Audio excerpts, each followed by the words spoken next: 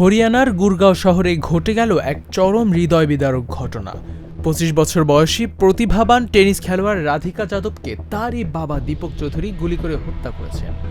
এই নির্মম হত্যাকাণ্ড ঘটে গতকাল ১০ জুলাই সকাল ১০:৩০ থেকে দুপুর ২টার মধ্যে রাধিকার নিজ বাড়িতে সেক্টর ৫৭ এলাকায়। ঘটনার সময় দীপক যাদব তার লাইসেন্সপ্রাপ্ত রিভলভার থেকে একের পর এক ৫ রাউন্ড গুলি চালান, যার মধ্যে ৩টি রাধিকাকে পেছন থেকে আঘাত করে। ঘটনাস্থলেই মৃত্যু হয় তরুণ এই ক্রীড়াবিদের। মা গুলির শব্দ শুনলেও প্রথমে তা প্রেসার কুকারের বিস্ফোরণ বলে ভেবেছিলেন।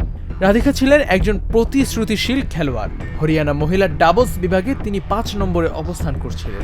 আন্তর্জাতিক টেনিস ফেডারেশন ITF সার্কিটে তার সর্বোচ্চ ডাবলস র্যাঙ্কিং ছিল ১১৩। নিজের প্রতিষ্ঠিত টেনিস একাডেমির মাধ্যমে তিনি তরুণ প্রজন্মকে প্রশিক্ষণ দিয়েছিলেন এবং সামাজিক মাধ্যমে বিশেষ করে ইনস্টাগ্রামে বেশ সক্রিয় ছিলেন।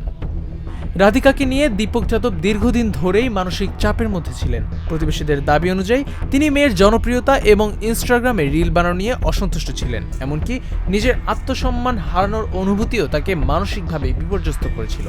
ইতিমধ্যেই পুলিশ দীপক যাদবকে গ্রেপ্তার করেছে এবং রাধিকার কাকার পক্ষ থেকে একটি FIR দায়ের করা হয়েছে। ঘটনার তদন্ত চলছে এবং পুলিশের পক্ষ থেকে জানানো হয়েছে এটি একটি ইগো ড্রিভেন ক্রাইম, অর্থাৎ আত্মমর্যাদা কিংবা অহংকার থেকেই জন্ম নেওয়া একটি অপরাধ। এই ঘটনাটি ক্রীড়াঙ্গনেও তীব্র প্রতিক্রিয়ার সৃষ্টি করেছে। অনেকেই সোশ্যাল মিডিয়ার মাধ্যমে রাধিকাকে শ্রদ্ধা জানাচ্ছেন এবং এই নির্মম হত্যার বিরুদ্ধে দৃষ্টান্তমূলক শাস্তির দাবিও তুলেছেন।